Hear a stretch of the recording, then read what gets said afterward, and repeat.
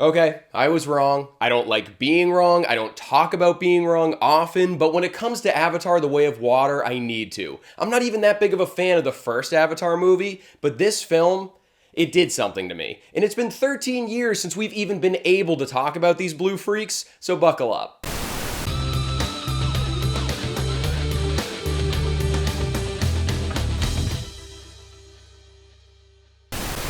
What's up, guys? I'm Sully Streams. I post videos every week about which movies are actually worth your time and which ones are just hot garbage. So make sure you hit that subscribe button so you keep on adding to that never-ending watch list. And today I'm excited because we're talking about the sequel we never thought would come out, Avatar: The Way of Water. If you saw the first movie, which of course you did, it's the highest grossing movie of all time for God's sakes, you'll already kind of know what's going on here. It's been 10 years since then. Jake Sully now has a family with Ney'tiri and is the leader of his people, but when humans show up to their planet to finish the job they started, Jake Sully and his family need to explore different, faraway parts of Pandora and prepare to fight. If you're a big movie fan, I feel like you have to get just a little romantic about this movie being made. It's taken so long, I didn't even think it was ever gonna come out. But James Cameron's really one of the last of his kind when it comes to making these behemoth-leveled blockbusters, and they're always a blast. He's gonna do it the way he wants to, he's gonna take as much time as he needs, and you're just gonna deal with it because you know it's gonna end up being a smash hit. And look, you saw my intro animation, you see the poster that's behind me. I'm definitely a very big James Cameron fan, and I just think he's done a lot to further the way certain sequences and genres are filmed,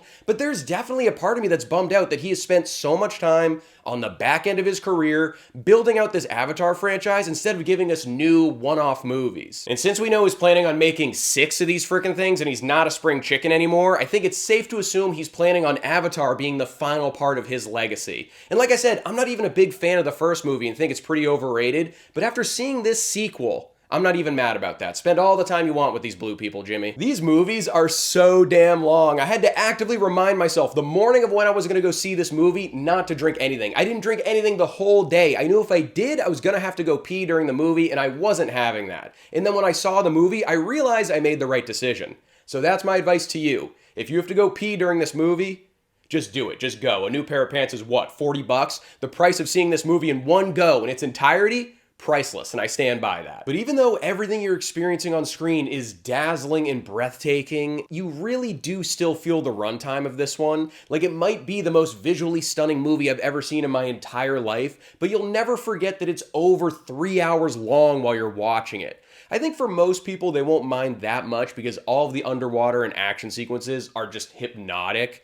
I will say, though, one thing I'm indifferent about is the high frame rate stuff. If you didn't know, most movies are shot in 24 frames per second, and there are a lot of parts of Avatar 2 that are in 48 frames per second to make all of that action stuff look really smooth. Sometimes it kind of looked like a video game cutscene, but it didn't really bother me. I don't know what the future holds there for that aspect of film, but I feel like when a video game has a high frame rate, it's commended, so you'd think it would be the same for a movie, but it seemed to bother some people. But I'm not some people. This cast is probably part fish at this point. They had to spend 5 years filming underwater scenes for this thing. They had to learn to hold their breath for minutes on end. I mean, filming a movie like this must just be an absolute gauntlet. And James Cameron's not the easiest director on the planet to work with. He's such a perfectionist that's why all these movies take so long to get made. He makes new technology to push the movies forward, and he also needs every little detail to be exactly how he envisions it. He's like every hardo Little League baseball coach you've ever met. At practice, you're gonna field those ground balls cleanly, or you're gonna stay out there all day until you do.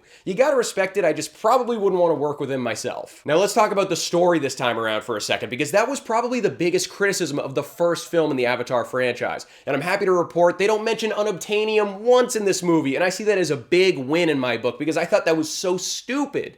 I like to make fun of the simple and unoriginal plot of the first movie when I'm defending my thoughts on it, so I was hoping after 13 years, James Cameron would come to us with something like a little bit more complex, emotional, and original. It's still not an Oscar-worthy screenplay, but it does a lot more in that regard than the first film. This one's a lot more about family, and for a decent chunk of the film, Jake Sully and Ney'tiri aren't even the main focus. They take a back seat. It's much more about watching their kids navigate this new part of Pandora and finding where they fit into these unforeseen circumstances. And yeah, they definitely get into a lot of that repetitive, annoying kid stuff and just disobeying whatever their dad tells them to do over and over again. But a lot of that helps you care more about these characters, which I thought was severely lacking in the first film. The stakes just feel way higher in this movie, and you'll feel a lot more of that sense of danger surrounding the situation our main characters find themselves in. Their entire way of life is at risk right now, and how they band together to defend it is all put to the test in an absolutely epic, action-packed third act. And it's all that much more compelling and satisfying due to the extra world building and character development they do in this second movie. James Cameron just knows how to stick the landing in these situations. He's like the Olympic gymnast of blockbuster filmmakers. I was worried this was going to be just the same old stuff again, and I'll be the first to say, I was wrong about this movie. I'm never going to doubt my boy again. Avatar: The Way of Water is better than the first film in every single aspect for me. The visuals are insane, the story is more in depth, and the action sequences are a blockbuster fan's dream come true. It's not every day that we get to experience a good old-fashioned nuts and bolts blockbuster where it feels like we're just transported to a totally new world, but that continues to be James Cameron's specialty. The runtime is definitely still too long, and the script isn't as polished as I would hope it would be, but as someone who thinks that the first film was overrated, I can't deny we're definitely headed in the right direction here. Avatar: The Way of Water gets a Sully score of 4 stars. So that's my review of Avatar. I can't wait until Avatar 3 comes out when I'm 41 years old. That's a scary thought. Let me know in the comments below if you're going to go check this one out or if you've seen it already. Don't forget to like this video and subscribe to the channel if you haven't, and I'll see you guys at the next video.